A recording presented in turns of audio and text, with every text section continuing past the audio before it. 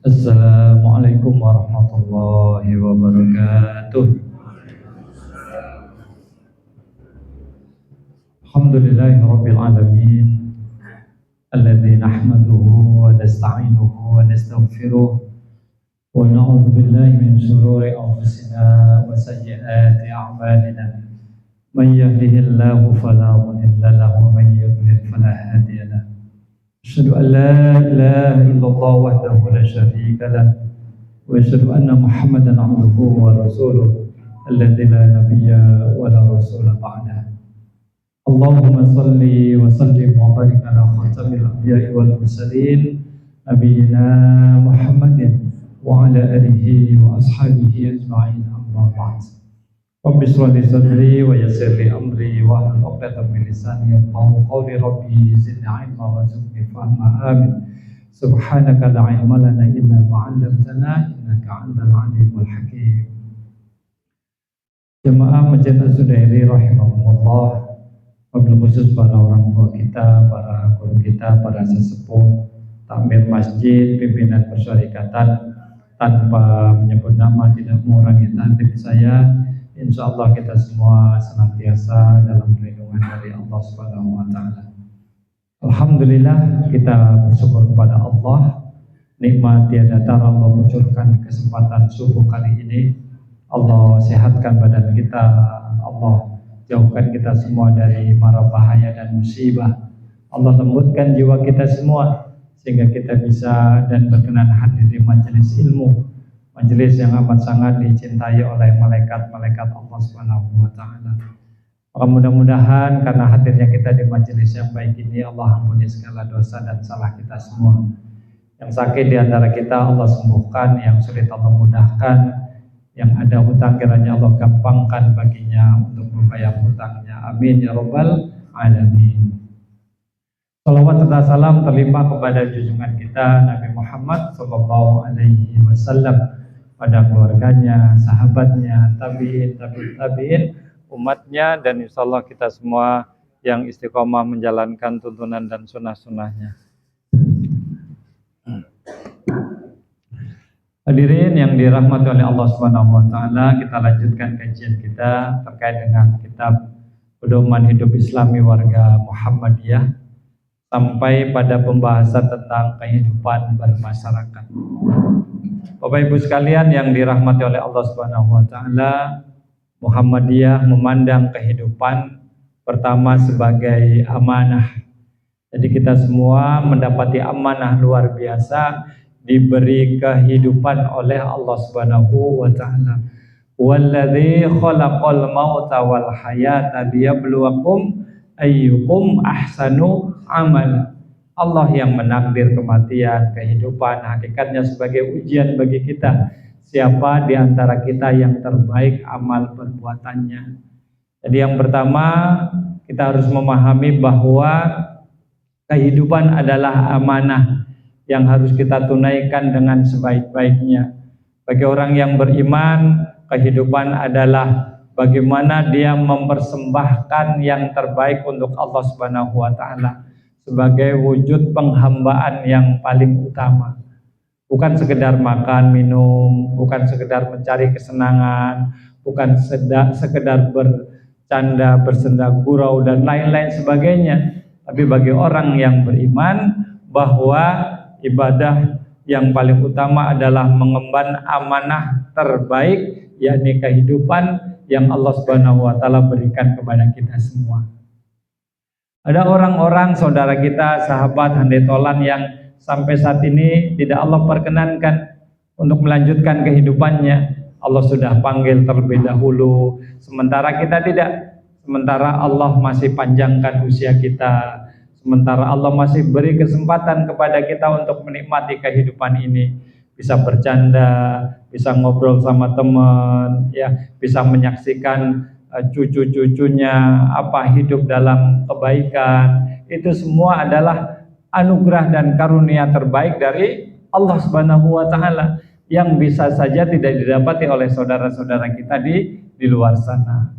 Maka yang pertama yang harus kita pahami bahwa kehidupan itu adalah amanah dengan segala tugas yang kita punya, wewenang, fungsi yang ada pada diri kita, itu semua adalah amanah dari Allah yang harus kita tunaikan dengan sebaik-baiknya.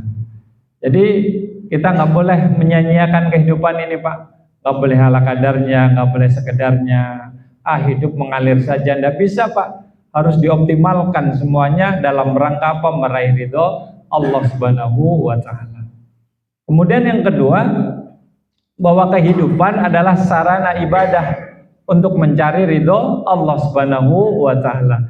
Yabtaghuna fadlam minallahi wa ridwana. Bukan buat nyari duit sebanyak-banyaknya, Pak. Bukan nyari bini sebanyak-banyaknya, bukan lain-lain sebagainya untuk menduduki misalkan kedudukan yang tinggi misalkan, atau jabatan yang tinggi misalkan, tidak. Tapi apa? Kallala tuti'ahu wasjud waqtarib. Jadi kita diperintah cuma satu, Pak. Suruh sujud ya. Nah, ketika kita bersujud, maka itu adalah karunia yang luar biasa. Bahwa yang subuh di pagi hari ini, yang menunaikan sholat subuh di pagi hari ini tuh lebih sedikit, Pak, dibanding dengan mereka-mereka yang tidak sujud ya. Yang beriman itu sedikit dibandingkan mereka yang tidak beriman. Penduduk dunia itu berapa, Pak, sekarang, Pak? 8,3 M. Yang muslim itu berapa? Ya sekitar 2,3, sedikit sekali seperempatnya. Yang Islamnya baik berapa persen dari 2,4 miliar itu? Sementara kita bisa ruku, bisa sujud, bisa melangkahkan kaki kita menuju masjid. Yang kata orang perjalanan yang paling berat adalah menuju masjid. Dia bisa melakukan perjalanan mengelilingi dunia ke sana kemari, sementara masjid dekat rumah tinggalnya tidak pernah ia jajaki. Maka yang kedua, bahwa kehidupan menurut Muhammadiyah itu adalah ibadah. Ibadah dalam rangka apa? Dalam rangka mencari ridho Allah Subhanahu wa Ta'ala.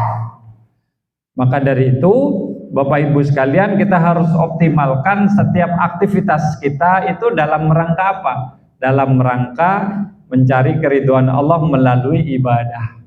Maka apa yang masuk dengan ibadah? Ibadah kalau kita baca HPT itu, apa bunyinya? At-taqarrub ilallah. Segala upaya kita untuk mendekatkan diri kepada Allah Subhanahu wa Ta'ala. Yang pertama, bimtisali awamirihi, dengan menjalankan segala perintahnya. Terkait dengan perintah, Allah pun nggak egois, Pak. Yang sanggup kita lakukan, kita lakukan. Ittaqullaha mastata'tum. Kalau enggak, ya nggak sanggup. Kita sanggup berzakat, nggak sanggup ya sudah.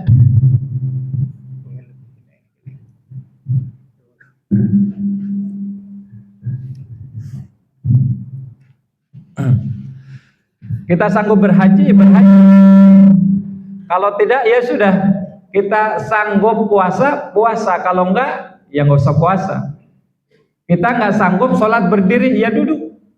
Nggak sanggup duduk, berbaring. Nggak bisa berbaring, cukup dengan isyarat pun nggak bisa, ya disolati. Jadi gampang, pas simpelnya di situ. Pertama, ibadah itu menjalankan perintah Allah, bimtisali awamirihi. Yang kedua, wajtinabi nawahihi, menjauhi segala larangannya. Nah di sini ada prinsip totalitas. Nggak boleh setengah-setengah, nggak boleh separuh-separuh. Maksudnya, saya belum bisa meninggalkan bohong, nggak bisa, Pak. Saya belum meninggalkan mencuri misalkan, tidak bisa. Jadi harus totalitas. Sekecil apapun yang namanya larangan Allah itu harus ditinggalkan. Dan ini udah 2 kali nih, 3 kali nggak usah pakai mic dah. Oke. Jadi segala larangan Allah apapun bentuknya harus kita jauhi sejauh-jauhnya. Nah, yang menarik adalah yang ketiga, Pak, yang lebih banyak lagi, Pak. Wal amali bima adzina bi syari, melakukan segala sesuatu yang diperkenankan oleh syari, yakni oleh Allah. Prinsipnya selama tidak ada larangan, Pak, dan itu bisa bernilai ibadah. Kenapa kita pakai pakaian warna putih? Kenapa kita pakai pakaian warna hijau misalkan? pakai mukena warna-warni segala macam. Itu semua kalau diniatkan karena ibadah menjadi keutamaan yang luar biasa.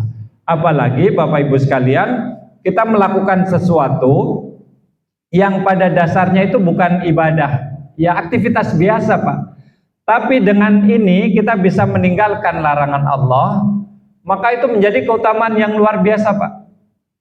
Contoh apa misalkan, saya lebih baik tidur daripada menggosip, saya lebih baik tidur daripada mikirin yang tidak baik-baik. Maka itu bagian dari ibadah.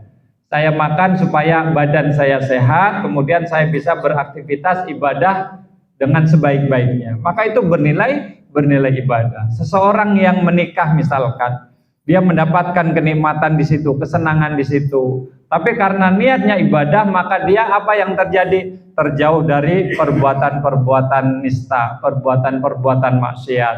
Yang ada hanyalah kebaikan-kebaikan. Maka menikah itu menjadi apa? Menjadi pintu supaya terlaksananya segala perintah dan terjauh segala kemungkaran. Makanya Bapak Ibu sekalian, kita punya hobi silahkan, gak apa-apa. Tapi upayakan hobi kegemaran kita itu apa? Mendatangkan ridho Allah, ada maslahah di situ. Kita punya hobi misalkan apa? Bersepeda, ada biker ya, komunitas bersepeda. Ya sekali-kali kita mengunjungi apa? Mengunjungi tempat-tempat yang memang bisa mendatangkan ridho Allah di situ. Ada panti asuhan misalkan, kita bakti sosial, ada masyarakat-masyarakat yang harus kita tolong, kita bantu. Ada masjid, minimal kita bukan sekedar mampir untuk apa? Untuk pipis doang, bukan, tapi ibadah di situ, sholat di situ. Jadi nggak harus menyedekahkan sepedanya yang mahal Pak, tapi cukup sepedanya mengantarkannya ke masjid, mengantarkannya ke tempat-tempat yang baik begitu. Jadi hobi, keinginan yang kita lakukan dalam rangka apa? Meraih kebaikan, maka itu menjadi keutamaan yang luar biasa. Maka Muhammadiyah itu melihat ibadah itu bukan semata-mata sholat, bukan semata-mata zikir, bukan semata-mata puasa. Umar bin Khattab Pak pernah mengusir anak-anak muda yang duduk-duduk itikaf di masjid Pak. Berada di masjid kan keren Pak, bagus ya kan? Dan bukan menjadi hal yang mudah Pak, duduk berlama-lama di masjid, ya kan? Paling berapa lama kita betah di masjid? Lebih betah di rumah kan? Bisa nonton TV lah, bisa ngopi lah, bisa apa segala macam ya kan? Apalagi di kantor sambil mencari maisha. Tapi di masjid berapa lama kita? Nah, ketika seseorang berlama-lama di masjid itu keutamaan yang luar biasa. Tetapi Umar bin Khattab sampai mengusir mereka-mereka yang asik duduk di masjid. Kenapa? Karena Umar bin Khattab tidak ingin mereka berprinsip atau berpahaman bahwa yang namanya ibadah itu cuma di masjid toh. Tapi di luar masjid juga banyak ibadah yang bisa dimaksimalkan. Nabi pernah bersabda bahwa aku mendatangi sahabatku, kemudian aku selesaikan hajatnya, ya dengan menolongnya segala macam, itu lebih aku cintai daripada beriktikaf selama sebulan di masjidku ini. Bayangkan Pak, kalau kita iktikaf apalagi di Masjid Nabawi 1 bulan. Jamaah haji biasanya melaksanakan apa yang maksud dengan sholat arba'in itu, sholat 40 waktu tanpa henti. Satu sholat kita tunaikan di Masjid Nabawi, walaupun sholat sunnah itu seperti kita 1000 kali pas sholat di sini Pak. Maka keutamaan luar biasa. Bayangkan kalau sebulan ya, sebulan kita menunaikannya. Tapi kata Nabi, lebih aku cintai apa? Menolong sahabatku. Jadi ibadah menurut Muhammadiyah itu keren Pak, luar biasa Pak. Tidak terbatas pada aktivitas dalam tanda kutip ritual belaka. Bahwa bisa dikata ya percuma ibadah mahdoh kita, ibadah ritual kita, ya sementara kita itu tidak peduli dengan kehidupan di sekitar kita.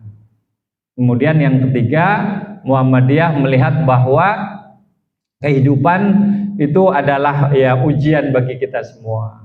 Maka Allah berfirman, laqad khalaqnal insana fi kabad. Allah mencipta kita ini dalam kelelahan, dalam kecapean, kepayahan. Capek tidur melulu, capek Pak. Sholat terus capek, makan terus capek. Apa yang nggak capek Pak? Jalan-jalan capek, semuanya capek. Ya kan? Capek kemudian istirahat, kemudian aktivitas lagi, capek lagi, istirahat lagi, begitu aja kehidupan ini. Supaya apa? Supaya manusia itu tidak terlalu berharap dengan dunia Pak. Jangan sampai dibebani dengan kehidupan dunia. Supaya kita sebagai manusia hanya berhasrat yang utama pada apa? Pada akhirat Pak. Yang tidak ada lelah di situ, yang tidak ada canda gurau yang tidak manfaat, yang tidak ada keburukan di situ. Supaya apa? Supaya kita konsentrasi pada akhirat. Bahwa dunia ini tempat apa Pak? Bukan tempat tinggal Pak, tapi tempat meninggal. Ya kan? Lelah kita, capek kita, kemudian kita bertemu dengan Allah Subhanahu wa taala, disambut oleh Allah, ya ayyatuhan nafsul mutmainnah irja'i ila rabbiki radiyatan mardiyah fadkhuli fi ibadi wadkhuli jannati. Bertemu kita dengan Allah, disambut oleh Allah dengan ucapan yang luar biasa, kemudian ditempatkan bersama hamba-hambanya yang mulia, hamba-hambanya yang soleh, kemudian ditempatkan di surga Jannatun Na'im. Luar biasa. Maka Muhammadiyah melihat bahwa kehidupan itu ya ujian bagi kita, dan ujian itu cuma kecil Pak, remeh bahasa Al-Qur'annya itu. Walana bluwannakum bisyai'im minal khauf. Syai' itu sesuatu Pak, sesuatu yang kecil. Khauf pertama itu rasa-rasa takut, takut lapar, takut haus, takut nggak punya jodoh, takut nggak punya pekerjaan, takut anak sakit, takut anak kenapa, takut. Tapi kan kita banyak tidak takutnya kan. Kemudian apa? Alju lapar, tapi seringkali kita kenyangnya. Ya kan? Kemudian wa naqsi minal amwali wal anfusi was samarat, dikurangi dikit aja. Dari apa? Dari harta bendanya. Ada yang merasa kehilangan sebulan ini, saya yakin nggak ada kan Pak? Ya kan? Ada yang hilang harta bendanya 2 bulan ini, saya yakin nggak ada ya. Paling yang hilang apa? Kita ke masjid, mungkin sendal hilang segala macam. Bersyukur Pak, sendal kita hilang di masjid daripada kita nggak pernah kehilangan sendal karena nggak pernah ke masjid. Ya kan? Benar. Dan itu akan menjadi saksi kelak di akhirat kelak Pak. Di akhirat kelak itu akan menjadi saksi yang luar biasa. Bayangkan Bilal itu punya terompah di surga, di dunia, tapi bunyinya udah sampai kemana Pak? Sudah sampai di surga, didengar oleh Nabi. Karena apa? Karena menunaikan sholat apa? Syukrul wudhu Pak. Sholat sunnah 2 rakaat sesudah dia berwudhu. Kita melaksanakan berbagai macam sholat Pak, pasti lebih hebat lagi yang Allah Subhanahu wa taala janjikan kepada kita dan berikan kepada kita. Jadi ketika ada harta benda kita hilang sedikit, itu mah kecil Pak, remeh Pak. Yang heran kalau kita tidak pernah kehilangan, dalam artian bahwa apa, kita nggak pernah ke masjid misalkan, uang tidak berkurang karena apa, tidak pernah sedekah misalkan. Jadi miris kalau kita mendapati hal yang demikian. Kalau kita senang dengan harta benda kita, kalau kita cinta dengan harta benda kita, apa yang harus kita lakukan Pak? Dan kan kita pingin harta benda kita ini bermanfaat di akhirat kelak. Yang kata Allah, yauma la yanfa'u malu wala banun, yang nggak ada sama sekali manfaatnya harta benda yang kita usahakan. Tapi gimana supaya harta benda kita ini menolong kita di akhirat kelak Pak? Dimulai menolong kita di alam kubur, di akhirat. Yang kita sudah capek-capekan nyari Pak, kita meninggal dunia nggak dibawa sama sekali Pak. Ditinggal untuk siapa? Untuk anak dan istrinya. Apa yang terjadi istri kita setelah kita meninggal dunia Pak? Oh, kawin lagi Pak. Oh, boro-boro mau inget sama kita ya kan? Sementara kita di mana? Di kuburan digebukin dan lain sebagainya. Sementara istri kita bersenang-senang dengan harta benda peninggalan kita. Maka supaya itu tidak terjadi apa? Banyakin sedekah. Ya kan? Minta tolong kepada fakir miskin, kepada anak yatim, kepada janda-janda miskin. Suruh apa Pak? Suruh bawain Pak. Kita punya rumah mewah Pak, upayakan minimal ada jamaah yang kita undang ke rumah, kita melakukan aktivitas di situ, pengajian kayak makan-makan kayak segala macam Pak. Jangan dinikmati sendiri Pak. Syukur-syukur rumah kita itu seperti Bait Al-Arqam, sahabat Nabi ya, Al-Arqam bin Abil Arqam, yang dibuat untuk apa? Untuk majelis taklim. Wah, itu cakep Pak, itu keren Pak. Jadi kita punya kemewahan, jangan kita nikmati sendiri. Selesai Pak. Tapi kalau ada tamu-tamu datang ke rumah kita, kita kasih minuman 1 gelas saja itu sudah cukup Pak, menjadi saksi kebaikan kita, yang bisa menjauhkan kita dari apa? Dahsyatnya api neraka jahanam. 1 gelas yang kita berikan untuk saudara-saudara kita. Jadi yang ketiga, Muhammadiyah melihat bahwa kehidupan ini adalah sarana ujian, dan ujiannya kecil Pak, nggak banyak Pak. Banyakan mana Pak? Kita sehat atau sakit Pak?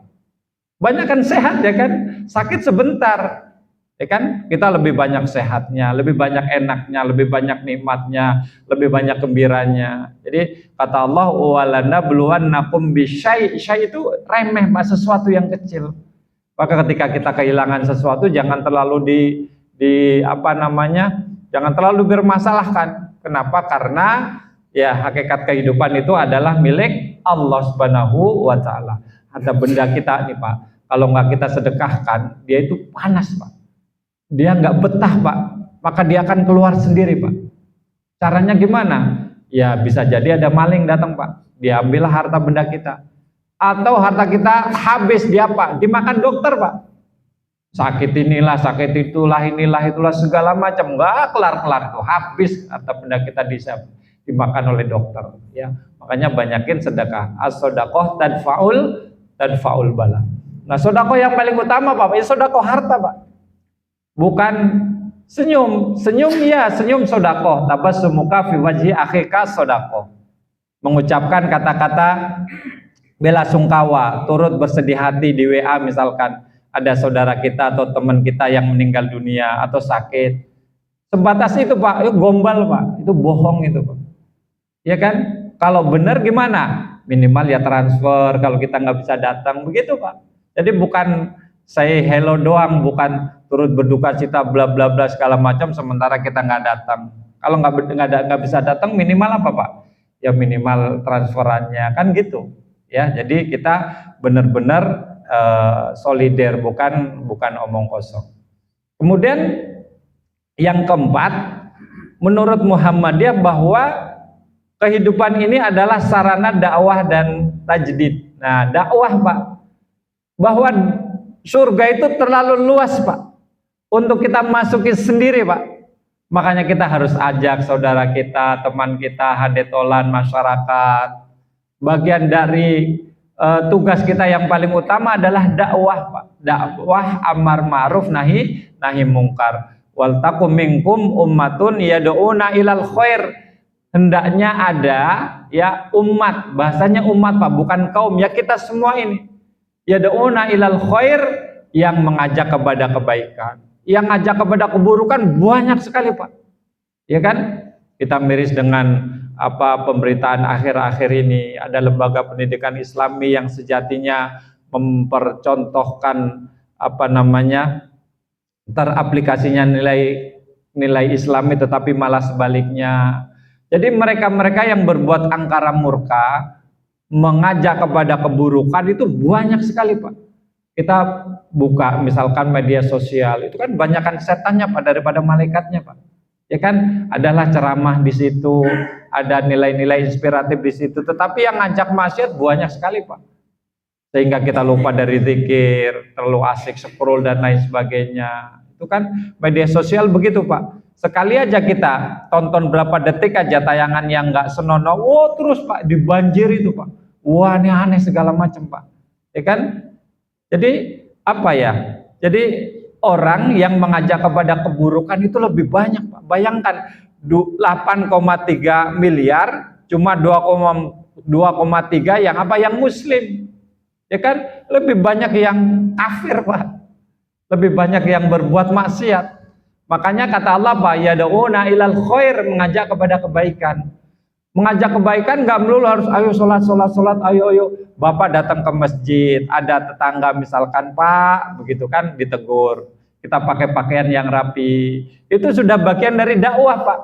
Nggak kebayang kita ketika dengar suara azan Allahu Akbar, kita tetap asik, Pak. Jegang di depan rumah sambil ngerokok segala macam. Islam seperti apa yang kayak gitu. Jadi nggak melulu harus di atas mimbar, nggak melulu harus pakai lisan. Pakai apa, Pak? Pakai hal kita, Pak. Pakai apa? Pakai yang ada pada diri kita. Ibu-ibu misalkan ketika ke mohon maaf ke warung ya, menemui apa namanya abang jualan sayur, pakai pakaian yang rapi, itu bagian dari dakwah. Nggak kebayang kalau ibu-ibu Aisyah keluar rumah pakai daster doang. Nggak kebayang, Pak. Jadi itu apa? Bagian apa? Dakwah yang utama itu. Yad'una ilal khair wa ya'muruna bil ma'ruf wa yanhauna 'anil munkar. Menyeru kepada yang ma'ruf. Ma'ruf itu segala sesuatu yang diridhoi oleh Allah Subhanahu wa taala. Kullu ma yuhibbullah wa yardhah, yang dicintai oleh Allah, yang bisa mendatangkan ridho Allah Subhanahu wa taala, namanya ma'ruf, Pak. Kemudian meninggalkan yang mungkar. Dimulai dari hal-hal yang gampang, Pak, yang prinsipil sifatnya, yang mudah dari diri kita. Kita tunaikan sholat 5 waktu secara baik, secara disiplin. Kita bertutur kata yang santun. Jadi ketahuan, Pak, warga Muhammadiyah, keluarga Muslim, tata kramanya baik, tata kramanya bagus, ya akhlaknya mulia. Saya itu qadarullah, Pak, punya tetangga itu non Muslim, Pak. Bukan sekedar non Muslim, Pak, tapi dia pendeta, Pak, pastor, Pak. Ya kan, bapaknya itu pendeta, pengkhotbah, ya, kemudian anaknya itu penyanyi gereja. Wah, itu luar biasa itu, Pak, godaannya itu, Pak. Tapi apa yang harus kita lakukan? Ya tetap menunjukkan ya, etika baik, menunjukkan akhlak mulia. Nggak sebaliknya mentang-mentang dia non Muslim, apalagi profesinya demikian, kemudian kita kasar, kemudian kita menunjukkan konfrontasi dan lain-lain sebagainya. Minimal mereka bisa melihat bahwa oh, Muslim yang baik itu seperti ini, ternyata orang Islam itu seperti ini. Ya minimal memberikan kedamaian. Jadi Bapak Ibu sekalian yang dirahmati oleh Allah Subhanahu wa taala, bahwa Muhammadiyah memandang kehidupan ini adalah sebagai apa? Yang pertama itu sebagai amanah, yang kedua sebagai ibadah, yang ketiga ujian, yang ujian itu sifatnya kecil, Pak, dan yang keempat itu adalah sarana dakwah, ya, sarana dakwah. Nah, terkait dengan kehidupan bermasyarakat, di sini disebutkan dalam PHIWM, Islam mengajarkan agar setiap muslim menjalin persaudaraan dan kebaikan dengan sesama. Maka Allah tekankan innamal mu'minuna ikhwah. Innama itu adatul hasr, Pak, untuk membatasi bahwa hanya orang yang beriman itu yang bersaudara dengan sejati atas dasar iman, Pak, bukan atas dasar lain-lainnya. Saudara-saudara kita di Palestina, di Iran, kita bersimpati, berempati, membantu dan lain-lain sebagainya. Minimal berdoa. Kalau kita lagi khutbah itu minimal apa, Bu? Yang kita baca, Allahumma ansur ikhwanana fi Filastin, itu sudah pasti itu, Pak. Kita nggak tahu mereka itu siapa, nggak pernah melihat mukanya secara langsung, nggak pernah diskusi, nggak pernah bicara, tetapi karena kita seiman maka menjadi persaudaraan yang luar biasa. Sementara ada persaudaraan yang sifatnya apa? Sifatnya temporer, Pak. Ketika ada kepentingan bersama jadi saudara, ketika ada kepentingannya berbeda menjadi musuh. Itu biasa, Pak. Ya dalam politik misalkan, kemarin dia akrab banget, sekarang sebaliknya. Atau lain lagi, kemarin dia kayaknya sempat bermusuhan, kayaknya nggak mungkin mau bersatu, menjadi koalisi dan lain-lain sebagainya. Tetapi persaudaraan yang paling utama adalah yang dibingkai dalam akidah Islamiyah. Maka di sini disebutkan Islam mengajarkan agar setiap muslim menjalin persaudaraan yang persaudaraan dan kebaikan dengan sesama. Yang menarik adalah kata-kata muslimnya, Pak. Kenapa nggak mukmin di sini? Karena muslim itu adalah aplikasi dari segala keimanan yang dimiliki. Maksudnya wujudnya itu ada. Wujudnya itu ya muslim itu. Muslim itu kata Nabi, al-muslimu man salimal muslimu min lisanihi wa yadihi. Siapa muslim sejati, Pak? Siapa orang yang terbaik di antara kita? Yang orang lain itu terhindar dari segala keburukan, keburukan lisan dan tangannya. Gitu. Sehingga Allah berfirman, ya ayyuhalladzina amanu taqullaha haqqa tuqatih wa la tamutunna illa wa antum muslimun. Kita menjadi muslim, Pak, muslim yang sejati, Pak. Sehingga di sini disebutkan Islam mengajarkan agar setiap muslim menjalin persaudaraan dan kebaikan dengan sesama. Seperti dengan tetangga, diawali dengan tetangga, Pak. Tetangga itu adalah orang yang paling dekat dengan kita, Pak. Yang paling tahu situasi dan kondisi kita, yang paling duluan menolong kita, Pak. Orang lain yang jauh-jauh belum tentu, Pak. Saudara kita yang jauh walaupun dekat secara hati, misalkan ada hubungan darah tetapi jauh, Pak. Yang paling dekat dengan kita ya siapa? Tetangga. Ya, yang paling dekat dengan kita adalah tetangga. Maka kita harus ya berbuat baik kepada mereka. Nanti kita bacakan beberapa hadisnya, Pak. Maupun anggota masyarakat lainnya. Dengan apa, Pak? Dengan memelihara hak dan kehormatan. Ya, jadi memelihara hak dan kehormatan.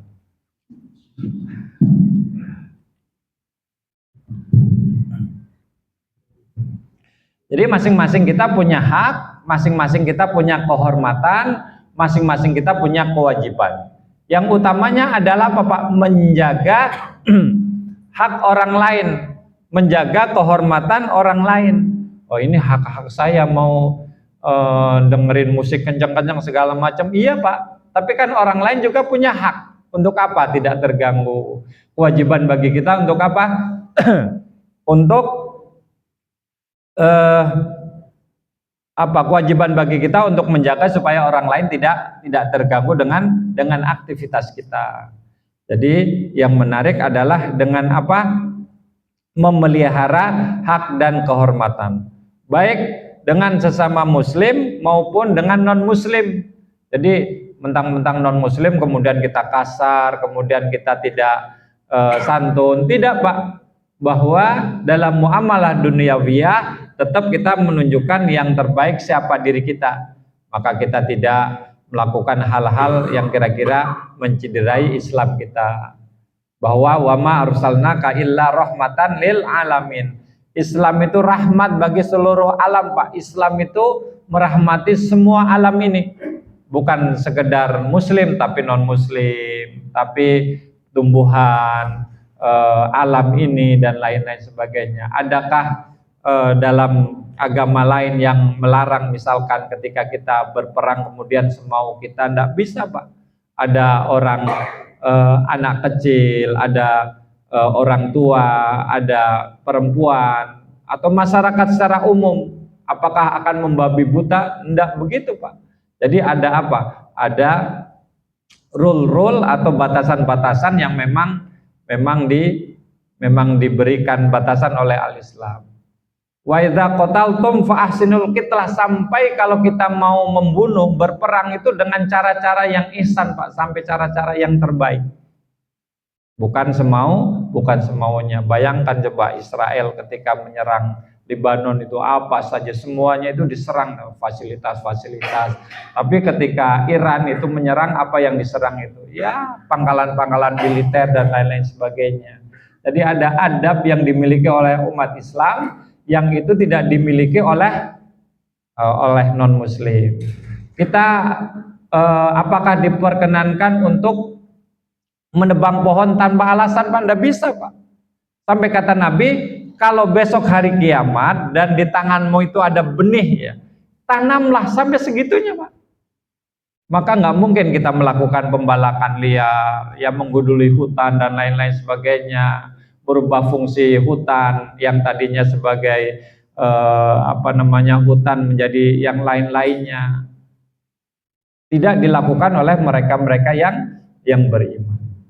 Dalam hubungan ketetanggaan, jadi yang paling utama menurut Muhammadiyah itu hidup bermasyarakat. Setelah tadi kita bahas sebelum-sebelumnya, maksud saya tentang kehidupan berkeluarga adalah bermasyarakat. Masyarakat yang paling dekat dengan kita itu adalah apa, Pak? Tetangga, ya, bertetangga. Bahkan Islam memberikan perhatian sampai ke area 40 rumah yang dikategorikan sebagai tetangga yang harus dipelihara hak-haknya. Kalau ada seseorang berbuat nista dalam suatu lingkungan, kemudian lingkungannya itu tidak peduli, apa yang akan didapati oleh lingkungan itu, Pak? Dosanya, Pak.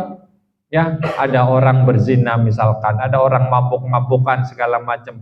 Sementara kita cuek, sementara kita tidak peduli, ya kena imbasnya pula kita. Jadi dalam kehidupan bertetangga, ya sesuai dengan konsep kehidupan bertetangga menurut Muhammadiyah, maka kepedulian itu luar biasa. Nggak boleh cuek, nggak boleh tidak peduli. Yang ini menjadi tantangan utama di kehidupan perkotaan, Pak. Kalau kita di kampung, Pak, dari ujung sampai ujung, kanan, kiri, depan, belakang, itu kita kenal semua, Pak. Masuk kampung itu misalkan, Pak, saya mau ketemu dengan Pak Ahmad, oh itu rumahnya, tahu, Pak. Kalau kita di kota, ya kan tetangga kanan kiri belum tentu, Pak. Saya pernah ke Cibubur, itu ada klaster yang keren, Pak, yang mewah itu. Saya ketemu dengan kepala penerbit itu, beberapa dengan teman saya itu ke situ, kemudian di sampingnya itu ternyata tetangga pas gitu, nempel itu. Nggak ada pagar, Pak, itu memang terbuka klasternya, rumahnya besar-besar. Itu meninggal, Pak. Sampai nggak tahu dia, Pak.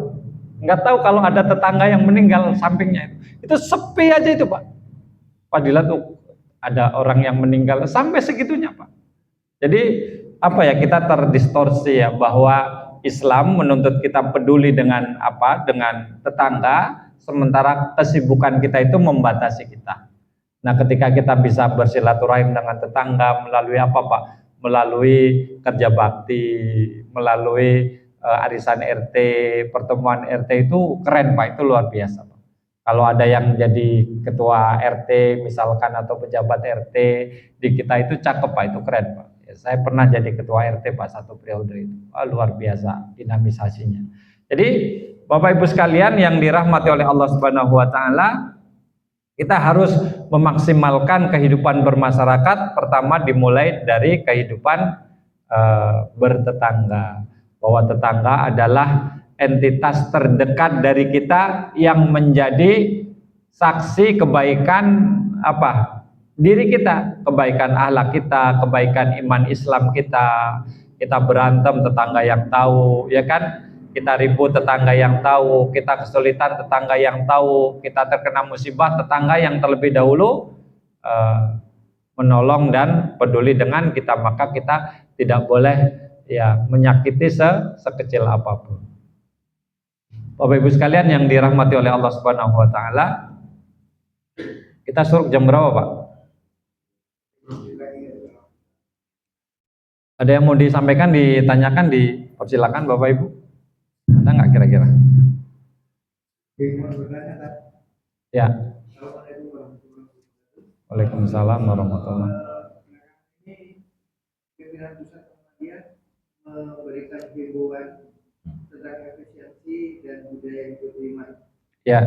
Mohon penjelasannya tentang situasi Wah, tentang situasi ekonomi nasional segala macam itu bukan fak saya itu, Pak. Tapi memang kita sekarang sedang tidak baik-baik saja, Pak. Ya kan, betapa luar biasa kemarin. Apakah MBG bermanfaat? Tidak. Itu langsung di depan presiden sendiri kan. Presiden itu ketika menyampaikan sesuatu, pokoknya bicara tentang apa yang disinggung pasti itu. Ya kan? Ini direkam lagi kan. Jadi kalau di zaman Jokowi, mohon maaf, itu proyek-proyek itu luar biasa banyaknya, infrastruktur di mana-mana, ya kan, bangun tol lah, bangun LRT, bangun apa segala macam, WUS lah segala macam, sampai IKN gitu kan. Sementara di era Prabowo itu apa proyek yang ada, Pak? Kagak ada. kecuali MBG. Sehingga apa yang terjadi semuanya itu ini ibarat kue besar dikeroyok semua. Polisi ngurusin itulah, tentara lah segala macam. Begitu. Jadi memang edaran yang disampaikan oleh PP Muhammadiyah terkait hidup hemat, hidup bersahaja itu luar biasa. Bahwa Muhammadiyah sekali lagi memandang kehidupan ini apa tadi? Kehidupan sebagai amanah, sebagai ibadah, sebagai ujian, maka kita nggak harus berfoya-foya di situ.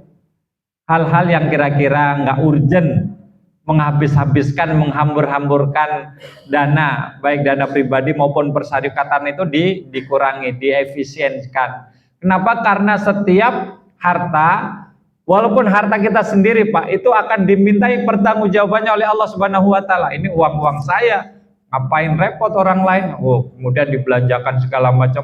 Hati-hati Pak, semuanya itu akan dimintai pertanggungjawabannya oleh Allah Subhanahu Wa Taala. Dari mana kamu dapati? Yang kedua, untuk apa kamu pergunakan? Kan itu pertanyaan Allah terkait dengan harta benda yang kita miliki.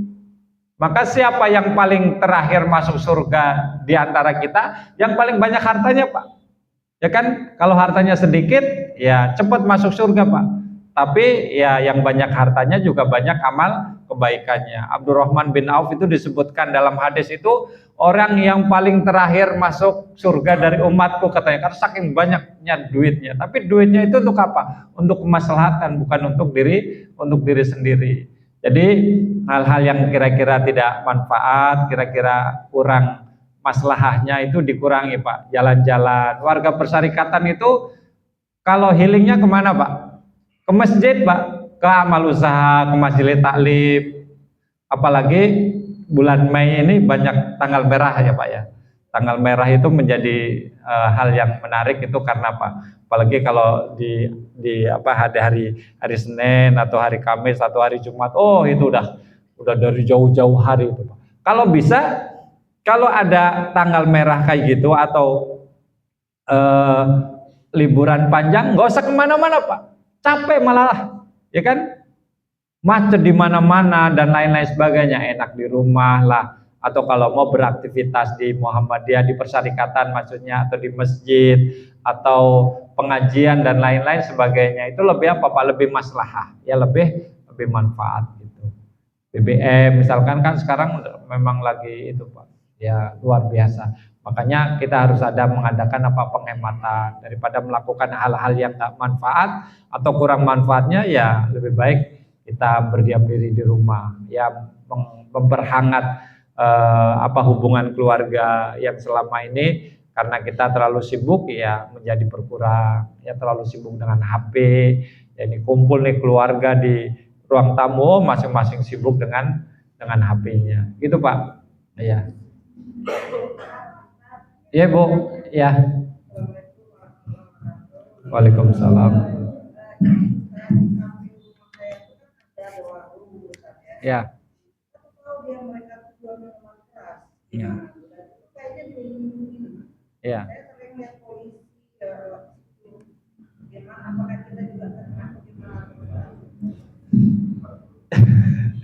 Yang penting kita sudah menunjukkan kepedulian kita Bu dengan hal itu. Maksudnya apa? Misalkan kita sudah melapor ke aparat terkait dengan Pak RT, Pak RW, kita sampaikan, kita datangi juga, bila perlu kita obrolin, kita dakwain, kita ajarin gitu Bu. Jangan diem saja, jangan cuek saja Bu, minimal ada kepedulian di situ.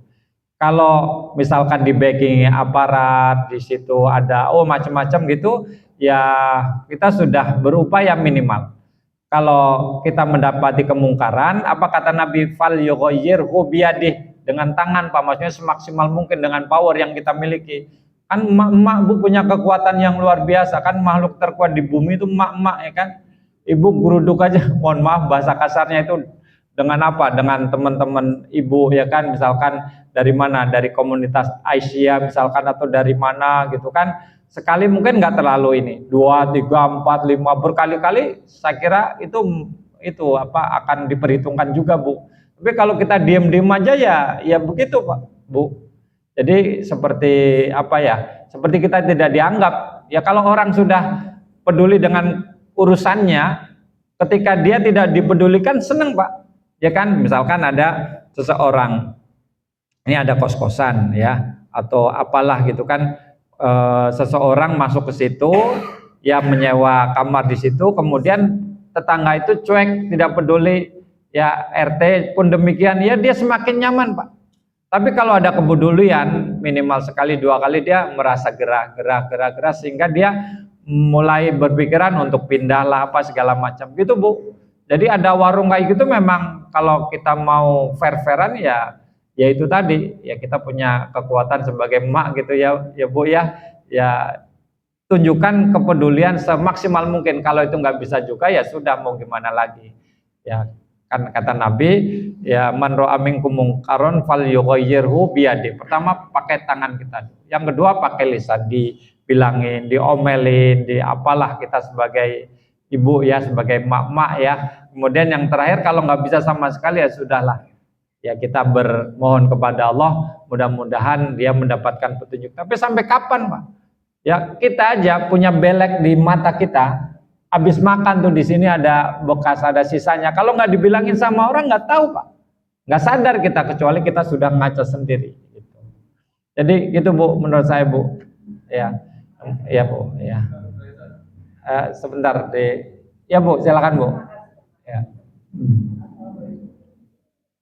Waalaikumsalam. Ya.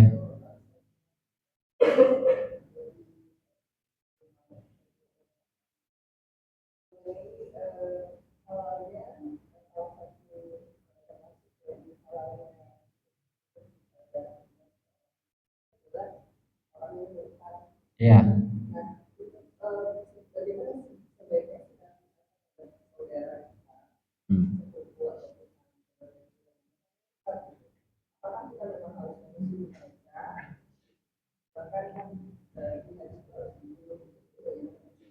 Ya.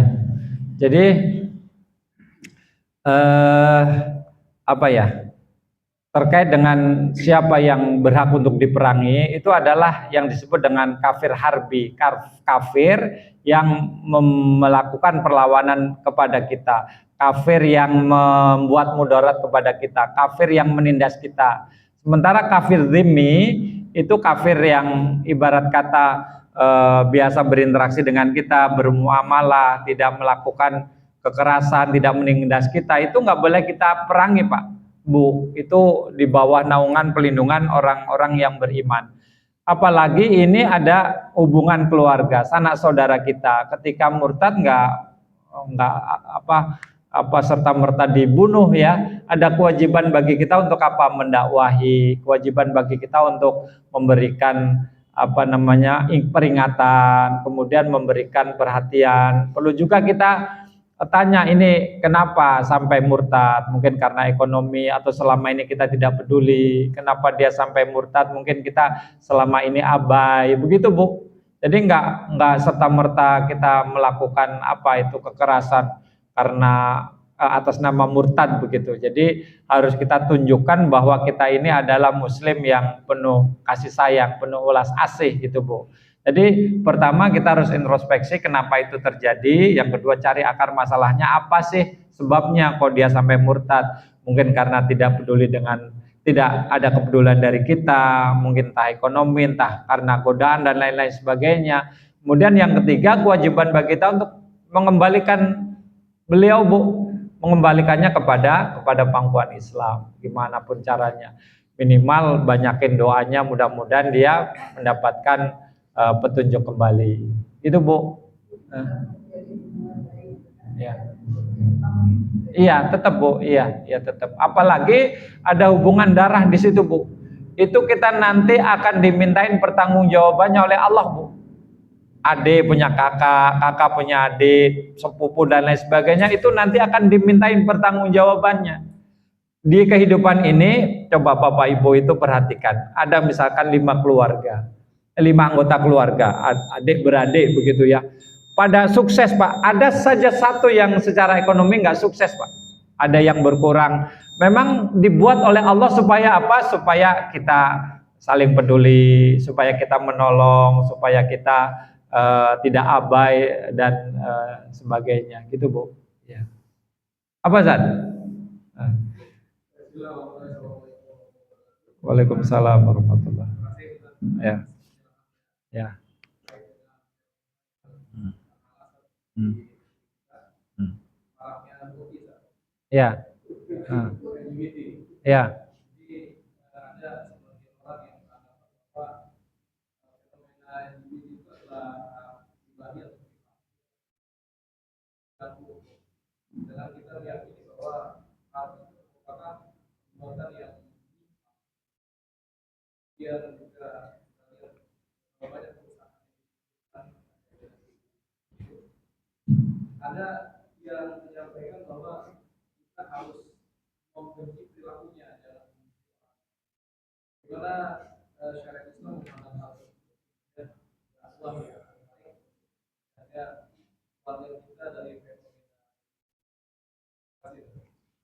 Iya, pertama kita memberikan eh, pemahaman kepada anak-anak kita yang didasari pada keteladanan ya.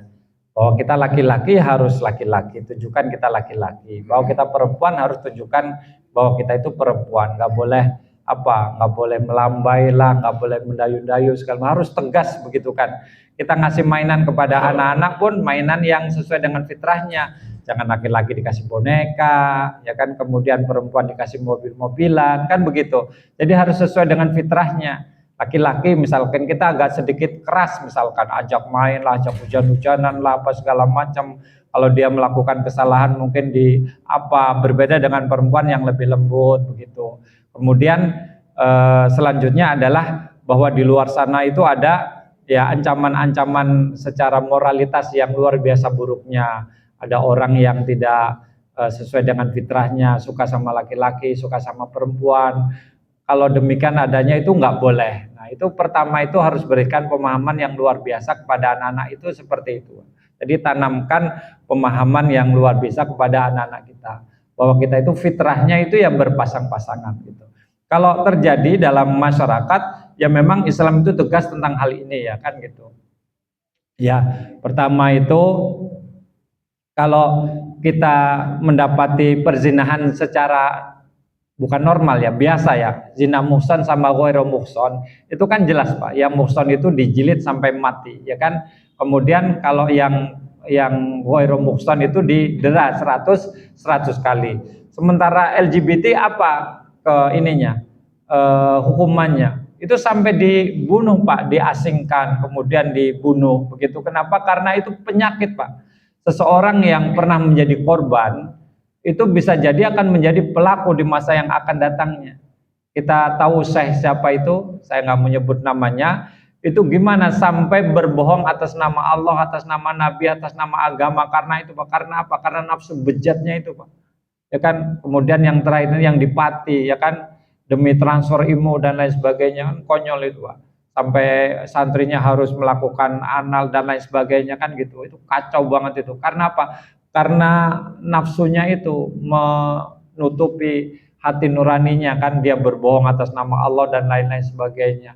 Transfer pulsa kan boleh-boleh aja tuh, transfer ilmu dengan gitu, caranya gimana kan? Ilmu kan nggak mungkin ditransfer dengan gitu aja, memang flash disk ya, flash disk bisa. Jadi memang kita harus tegas banget gitu Pak. Jadi kalau misalkan ada yang melambai-lambai itu keplak aja langsung Pak, itu kan. Ada anak murid kita itu yang agak gitu, teges-tegesin aja gitu. Kamu laki-laki atau perempuan? Laki-laki, apalagi saya sering bilang ke anak-anak saya yang di panti itu, kalau kamu nggak sakit itu jangan nangis gitu. Kalau kamu sekedar senggolan itu jangan emosi. Biasa laki-laki itu bahasa kasarnya itu bersih tegang gitu kan, main bola gaprak-gaprakan segala macam, gak usah marah gitu kan. Main bola misalkan di tackling segala macam, gak usah marah, kan namanya permainan. Kalau kita main bola diem-diem aja kan gak asik. Silahkan bawa bola, kan gak seru begitu kan, iya kan. Karena ada tabrak-tabrakan, itulah itu yang menjadi khas tersendiri dari permainan sepak bola. Jadi itu menurut saya Ustaz. Jadi memang kita harus tegas-tegasin, dalam Islam pun demikian. Ini nggak bisa dibilangin, nggak bisa dibetulin, nggak bisa ya udah. Kalau diusir dari kampung, kalau memang dia udah luar biasa penyakitnya ya sampai harus dibunuh begitu. Itu Ustaz. Mudah-mudahan Allah menjaga anak-anak kita semua dari LGBT ya.